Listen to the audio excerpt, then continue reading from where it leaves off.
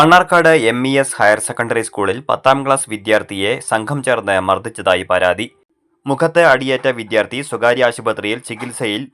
വിദ്യാർത്ഥിയുടെ കൈക്കും പരിക്കുണ്ട്.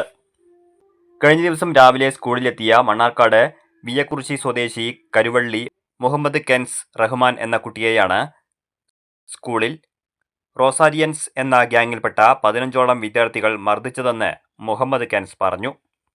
രാവിലെ ഇന്റർവെൽ അടിച്ച സമയത്ത് ക്ലാസ്സിൽ ഇരിക്കുകയായിരുന്ന തന്റെ കൂട്ടുകാരനെ ചോദ്യം ചെയ്യാനെത്തിയ ഗ്യാങ് അംഗങ്ങൾ യാതൊരു പ്രകോപനവുമില്ലാതെ തന്നെ ഉപദ്രവിക്കുകയായിരുന്നുവെന്നും മുഖത്തേക്കും തലയ്ക്കും അടിയേറ്റതാണ് പരിക്കേൽക്കാൻ കാരണമായതെന്നും മണ്ണാർക്കാട് വട്ടമ്പലത്തെ സ്വകാര്യ ആശുപത്രിയിൽ ചികിത്സയിലുള്ള വിദ്യാർത്ഥി മുഹമ്മദ് കെൻസ് പറഞ്ഞു.